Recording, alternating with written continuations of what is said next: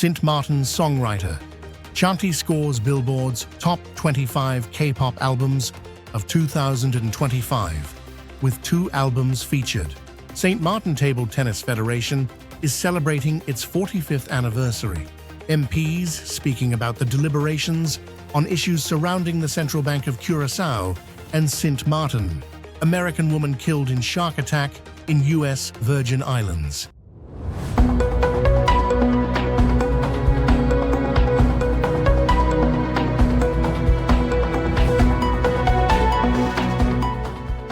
From the island, Sint Maarten, this is SXM Daily News for January 12, 2026. Sint Maarten's songwriter Chantal Richardson, of Caribbean and Danish roots, has achieved a major career milestone after being featured as a songwriter on 2 albums named to Billboard's top 25 K-pop albums of 2025.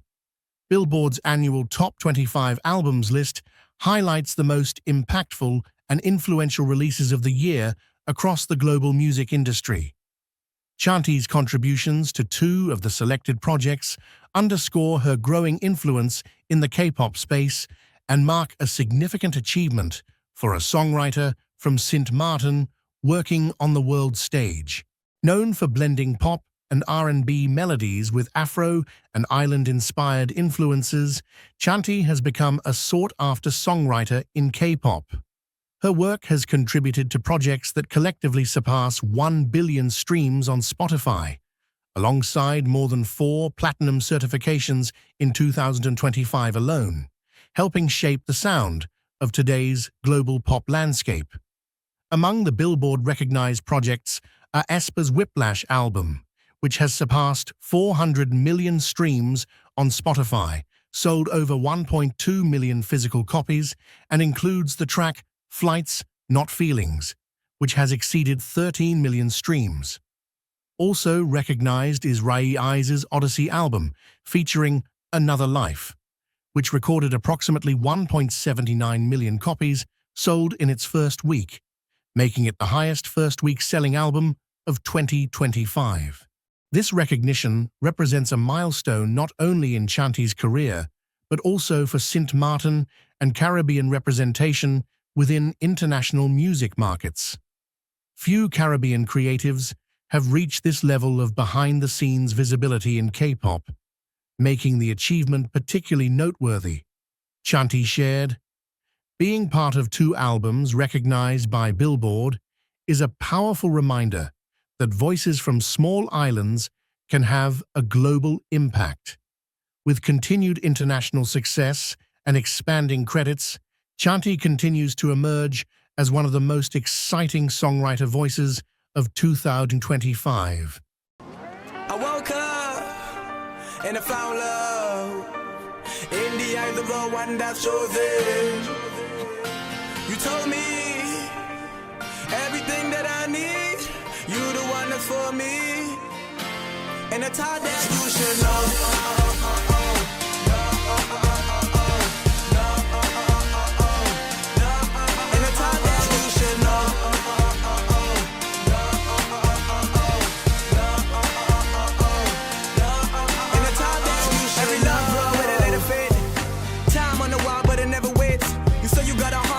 Shape all the time in the world, but I'm kinda late. I know you got that love for me. Ain't no place I'd rather be. I'm just open wide, so you can always lean on me. I know you got a dream that you really want, and ain't nobody tell you who you really is. Smile on your face is your best girl. Tears in your eyes is your best words. One time for the bad girl who was lonely. You say you the one, but you the one for me. You say you show me love, but baby, come and show me. Cause it's been a long time since you've been for me. I woke up and I found love in the eyes of the one that's chosen. You told me everything that I need, you the one that's for me, and I thought that you should know.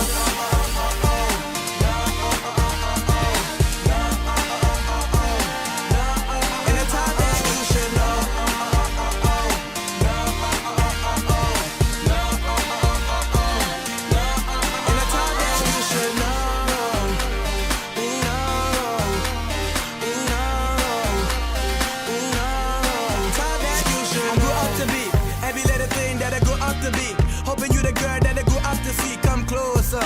Your girl role model, but I'm on her. Girl, you be my spinach and papaya. I know your love is up when I'm higher. You got your dark days, well, I can be your lighter, light it up, let that love burn a fire. I bond dig it, I bond dig it, any and everything is probably worth asking for. Tough love with a smile, with a massacre. Nice guy, finish last, well, I'm after ya. You the girl of my dreams, so I'm after ya. And if I tell you that I'm running when I'm after ya, and I'ma never give up, and I'ma never give up. You the girl of my life, and I'ma never give up. I woke up, and I found love in the eyes of the one that's chosen. You told me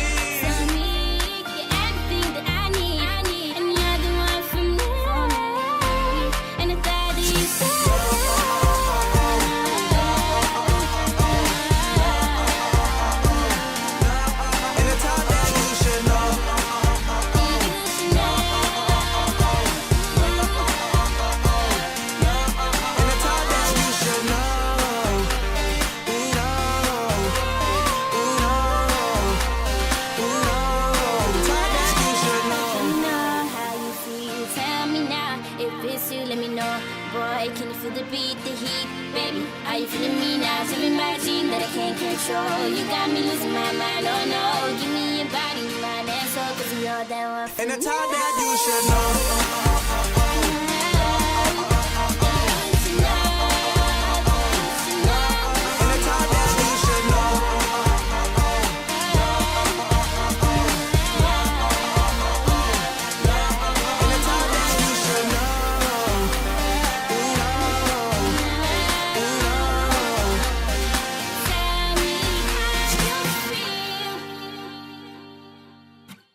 The Minister of Finance, Marinka Gums, continues a public meeting of Parliament for deliberations on issues surrounding the Central Bank of Curaçao and Sint Maarten on January 9th, 2026. Mr. Chairman, thank you for allowing me to give my final feedback on proposed amendments of both MP Arian and MP by Scott Williams. The retraction of IS 538-25-26 of January 9th, 2026, retracting the previous proposed amendments IS 434 and IS 435. I support these retractions.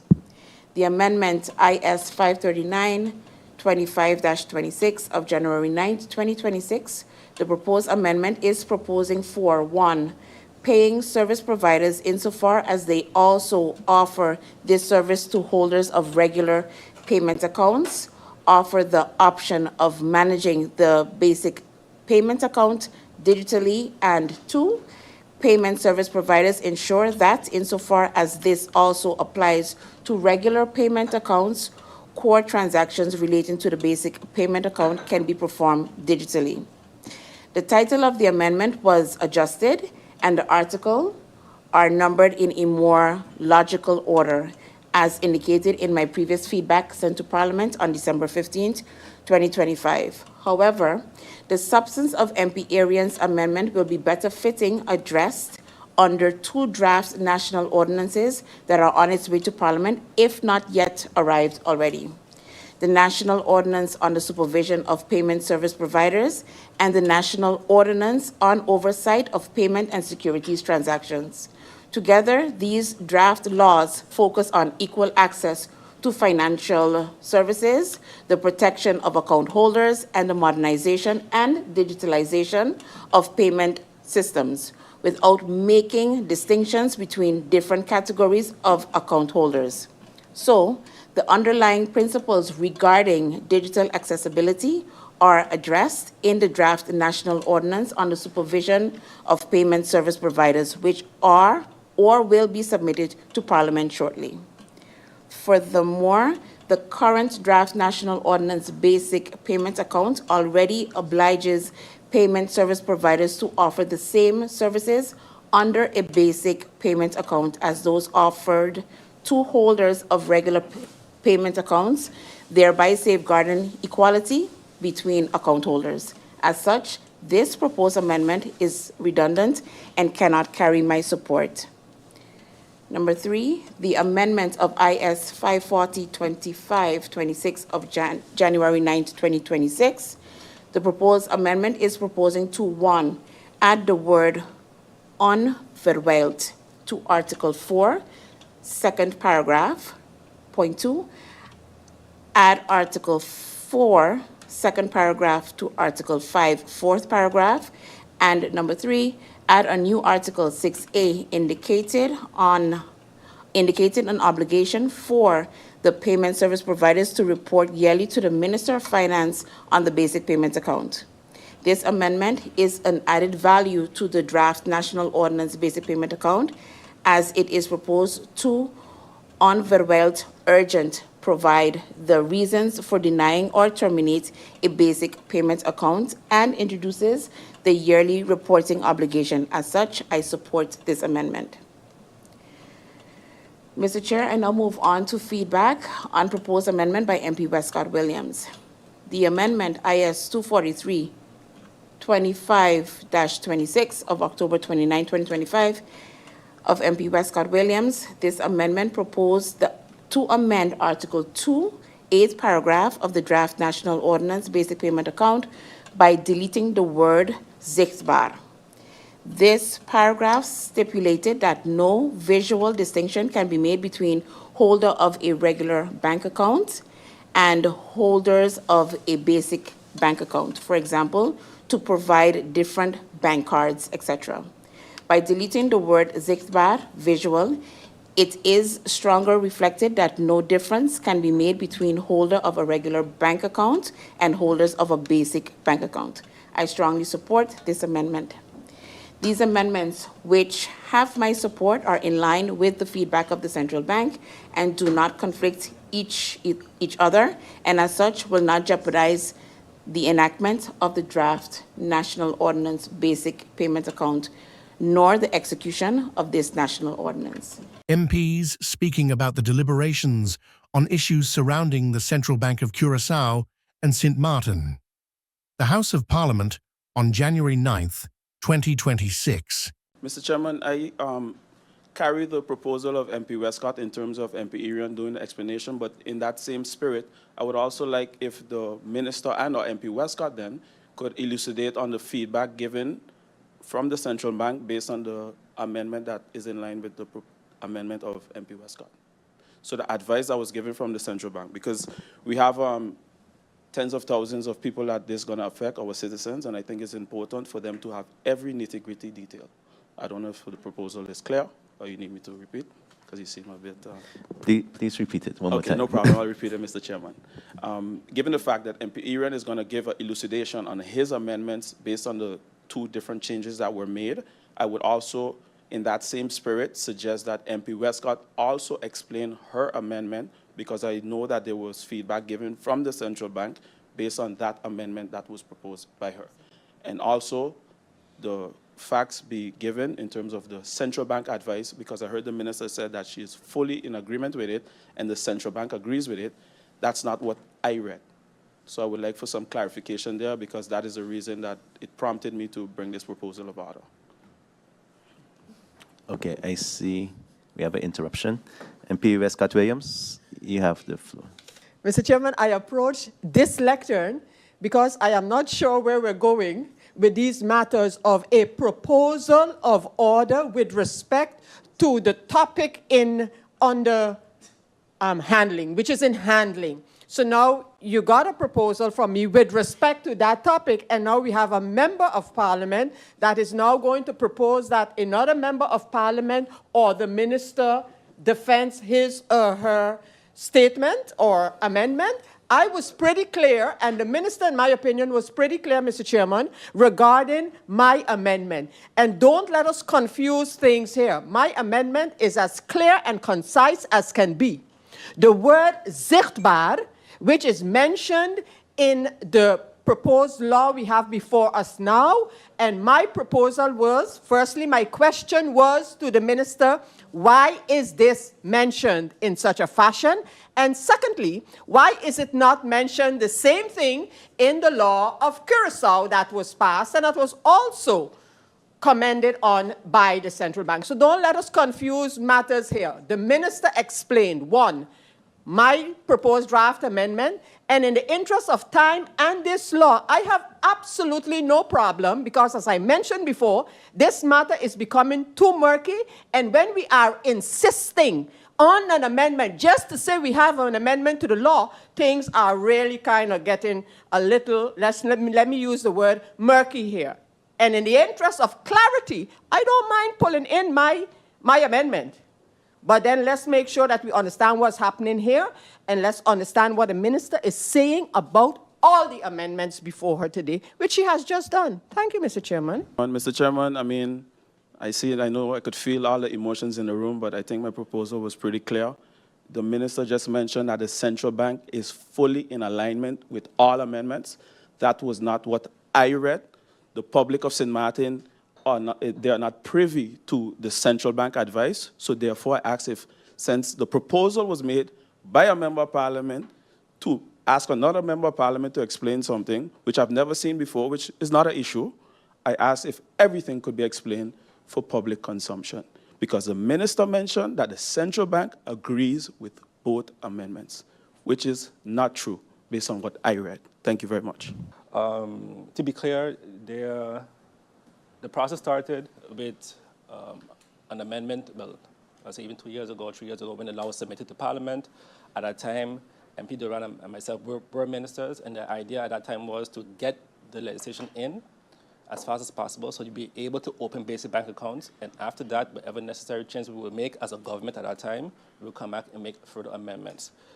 Seeing as I'm no longer minister, we decided to still continue the process as an MP and continue to make amendments, and we'll continue to make amendments as the law is, when the law is ratified and where necessary.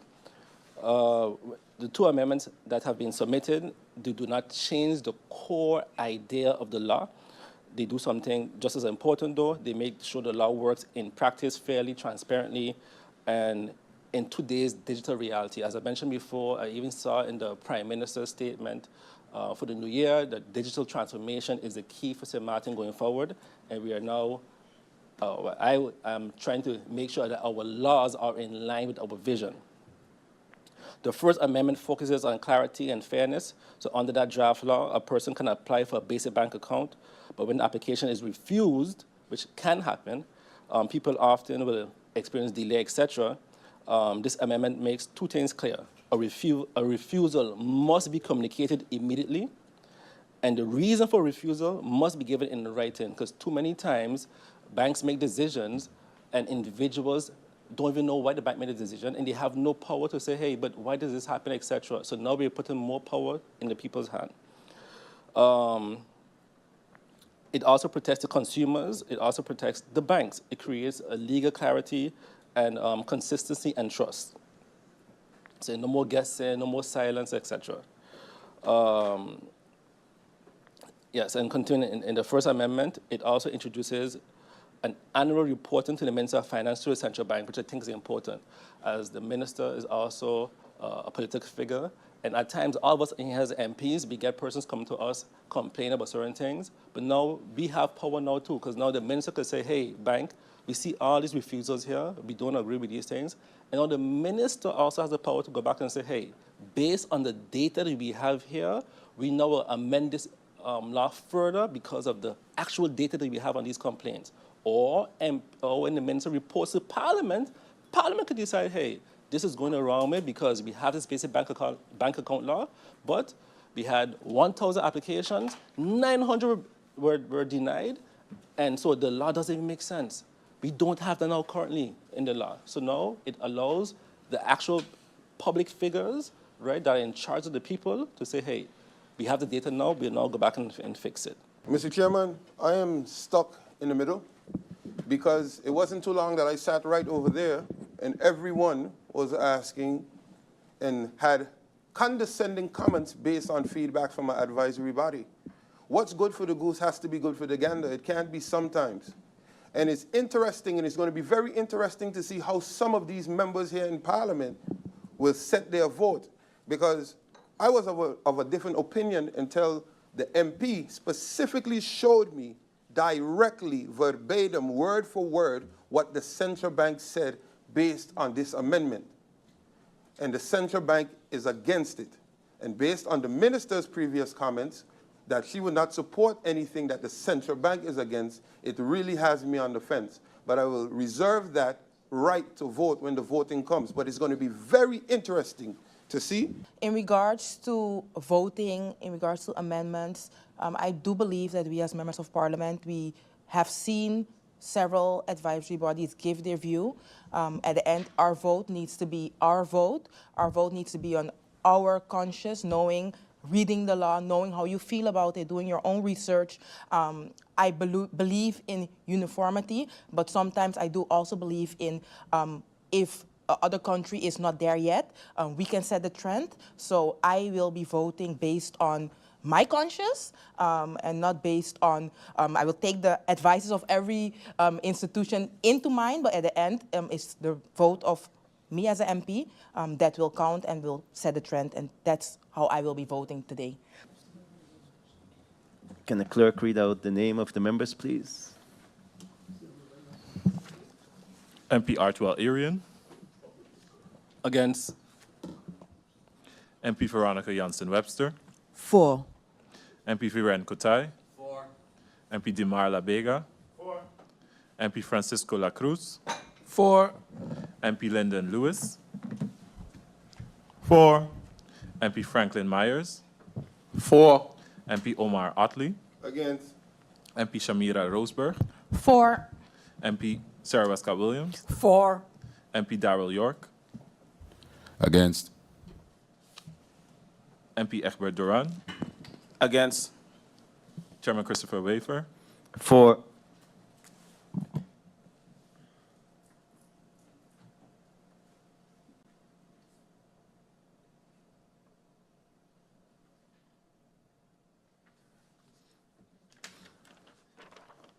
The results of the voting are 9 votes for, 4 votes against.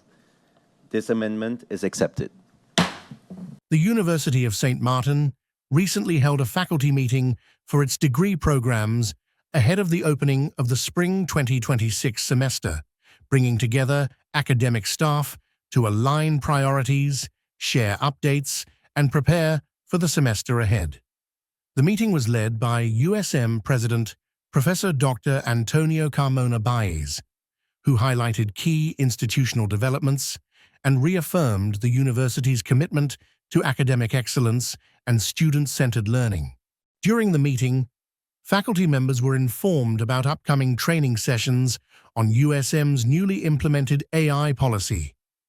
These sessions are designed to support faculty in identifying and assessing the use of AI in student work, distinguish between appropriate AI use and academic misconduct, and clearly differentiate AI-assisted work from plagiarism in line with academic integrity standards and best practices in higher education.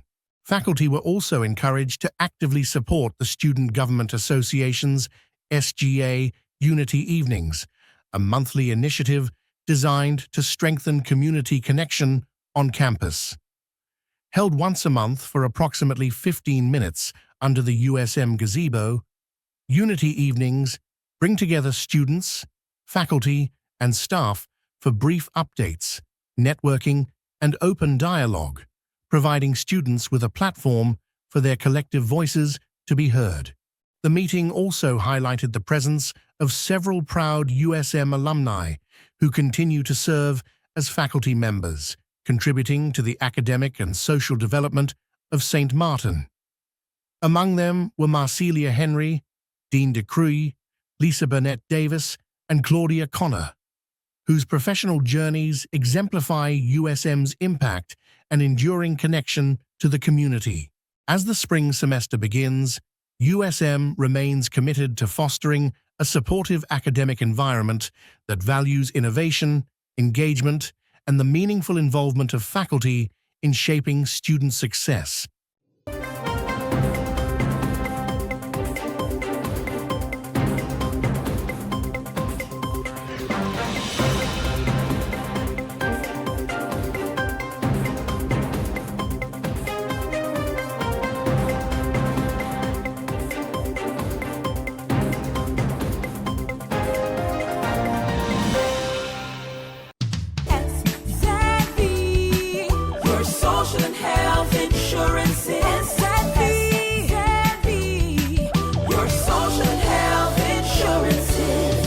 you SXV insured?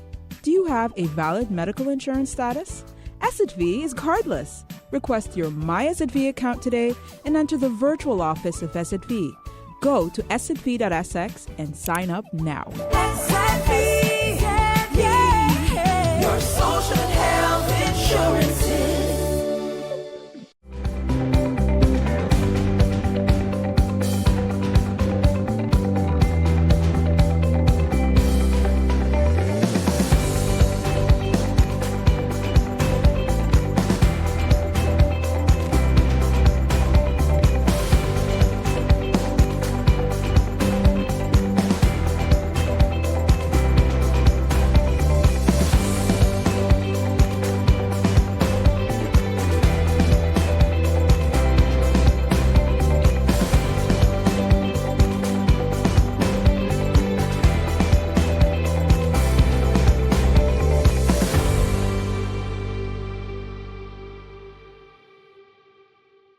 On Wednesday, 7th of January, the University of St. Martin, USM, hosted an information session in which USM Research Coordinator Raymond Jesserun presented preliminary findings on the working conditions of workers and seniors, with particular attention to social protection measures effective 1st January 2026, including developments related to the minimum wage and the maximum old age pension.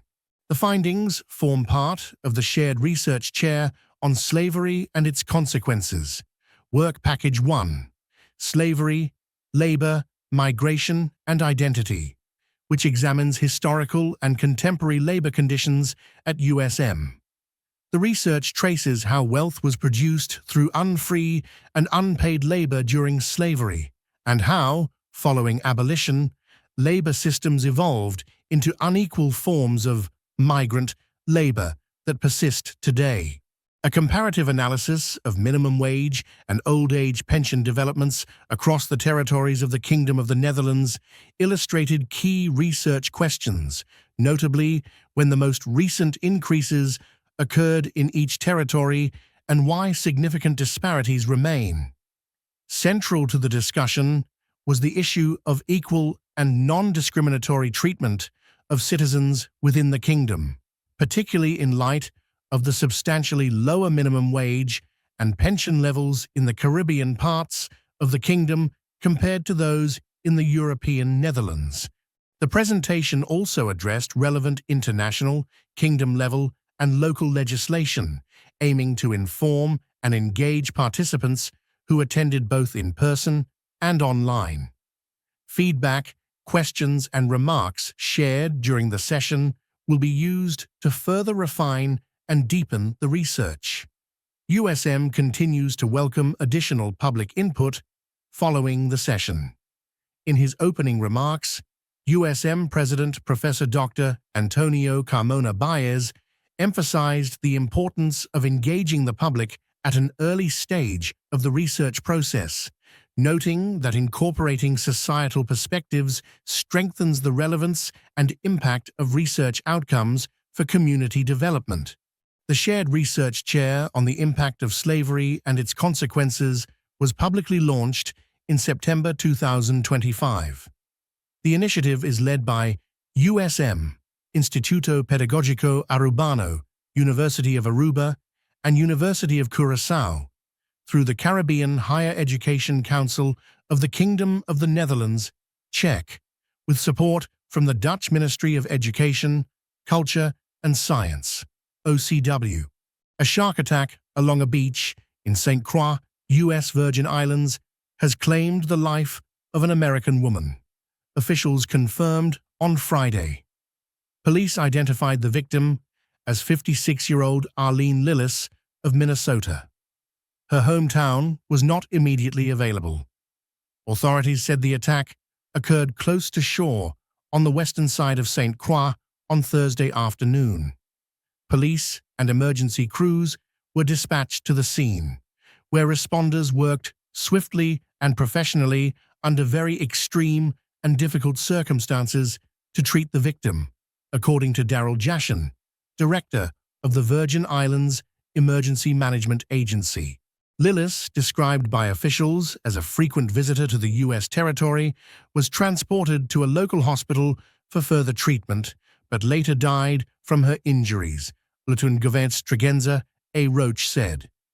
Police initially received reports suggesting there may have been a second victim, but a perimeter search conducted by authorities did not locate anyone else. Officials said the species of shark involved has not yet been confirmed. While shark sightings are relatively common in the waters around the U.S. Virgin Islands, attacks are considered unusual. Encounters that result in a bite are very rare, said Nicole Angeli of the U.S. Virgin Islands Department of Planning and Natural Resources during a news conference on Friday. Angeli noted that Thursday's incident was the second shark attack reported in the territory in the past decade. She said plans are underway to install additional signage and provide more safety information at hotels and beaches to educate the public on how to reduce risks around marine wildlife. Yashin said the investigation into the incident is ongoing and that it is too early to determine what may have caused the shark to come so close to shore. According to the Florida-based International Shark Attack File, at least 79 unprovoked shark attacks have been reported in the Caribbean since 1749, including 4 in the U.S. Virgin Islands. The TVJ News report in Jamaica follows renewed appeals for the Urban Development Corporation to remove the fencing and increase unrestricted access at Little Dump River in St. Anne. It comes almost 4 years after operations at the facility were disrupted following the brutal murder of a visitor taking a swim near the Little Dungeon River facility in Ocho, Rio St. Anne. The perfect place to pull off in the sweltering heat, but amidst the calm, there is controversy. The public is not allowed. Visitors taking a swim near the Little Duns River facility in Ocho Rios, St. Anne, the perfect place to cool off in the sweltering heat. But amidst the calm, there is controversy. The public is not allowed in Little Duns River only on Saturdays and Sundays. And I don't know, you cannot regulate recreation to only 2 days per week. The changes started in 2022 when Little Duns River was closed after a man was shot and killed near the beach. At the time, the police said the facility was closed as a precautionary measure, citing fears of reprisal killings.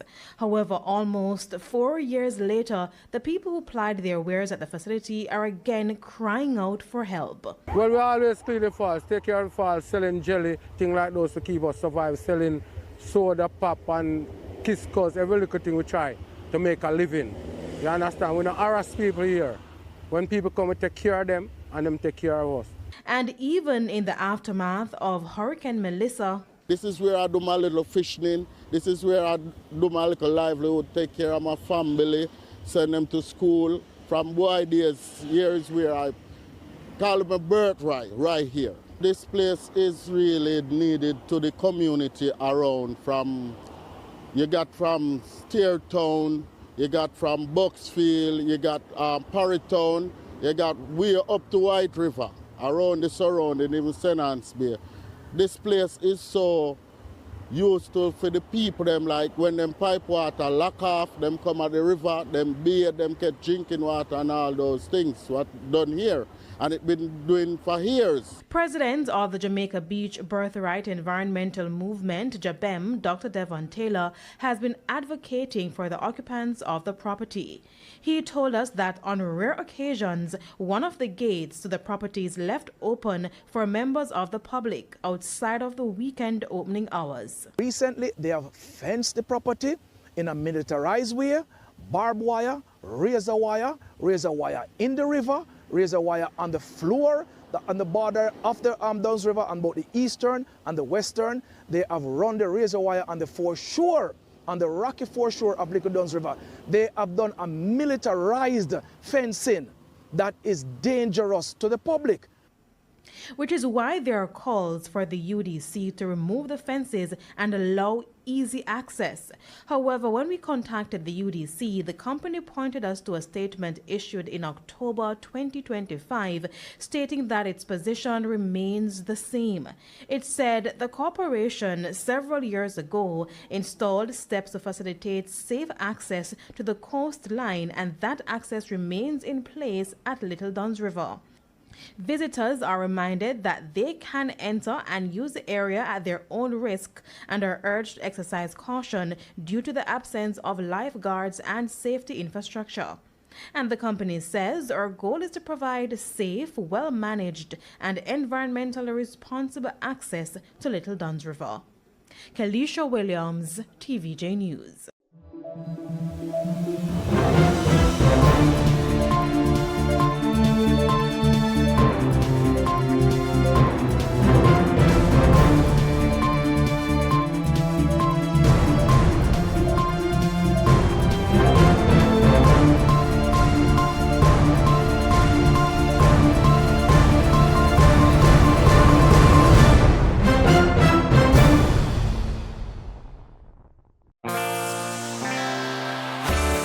Now for the weather forecast. Tonight through Tuesday midday, fair to partly cloudy with isolated showers possible. Surface winds. Today through Tuesday midday, southeasterly to east-northeasterly with a light to moderate breeze at 4 to 4 t.m., becoming lighter and variable at times. State of the sea, slight waves, swells 2 to 4 feet. Outlook through Wednesday midday, fair to partly cloudy with brief showers are possible. And now your 3-day forecast.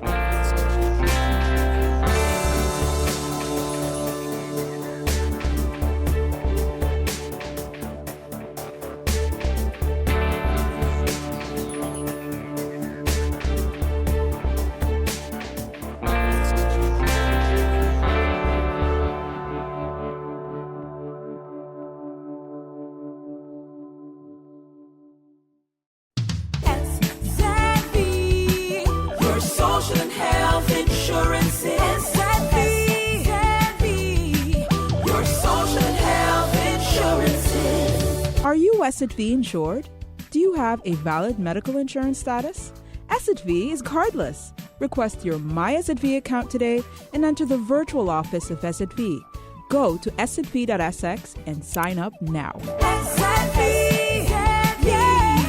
Your social and health insurance.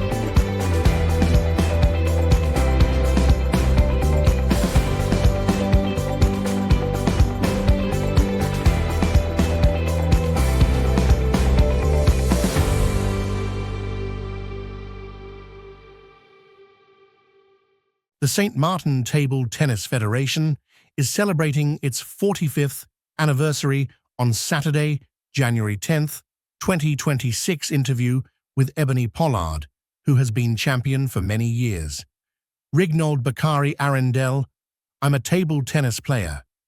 I've represented the Antilles for many years in table tennis under the coaching, of course, none other than Coach Franklin Rajuki.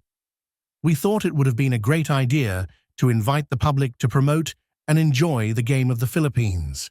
For 45 years, as you correctly, is an extremely long time, and we are extremely proud of the fact that we have produced many support athletes and have represented similar collaborations locally but around the world. We spoke to Rignold Bakari Arundel at the Great Bay Sports Auditorium. So, of course, today marks the 45th anniversary of the establishment of the St. Martin Table Tennis Federation, and we thought that it would have been a great idea to just invite the public to come out and enjoy the game of table tennis with us, of course. It's an extremely long time. And we are extremely proud of the fact that we have produced many superb athletes that has represented St. Martin, not only locally, but around the world. We've had players from St. Martin go to Cuba, Santo Domingo, Puerto Rico, right, as far as China to represent the island in the years gone by. And it is our hope, once we have reactivated the board, that we will be able to continue that tradition of producing superior athletes in this particular sport. So right now, in the month of March, God's willing, we'll be having the annual Rotary and Franklin Rajuki Table Tennis Tournament. So that would be on the 21st of March, and that would be at the Great Discourse Auditorium. And then after that, we are just going to continue having open days, coordinating tournaments, so that persons can really develop that appreciation, that appetite for table tennis as it once was. As you can imagine, years gone by, we've had several tournaments, which we intend to continue. We had the school tournaments, we had the Governor's Cup, Christmas Cup, St. Martin's Day Cup, and so forth. And all of that played a great and instrumental role in keeping the athletes committed toward not only sharpening, but also displaying their skills to the public as well as to the region. So that is something that we intend to continue. Table tennis once again becomes a sport, just like basketball, very popular, and we can film the bleachers and have everyone come out to the competition. That is what we would love to see. Alone, you have any classes to work on some of the activities. Definitely, as you would have known, you would have started our social media campaign, and we distributed flyers, interviews. In the community, as a matter of fact, we are proud of the fact that we brought to the tennis director in the community. Well, after we re-established the board, we plan to execute all what Weekend had said.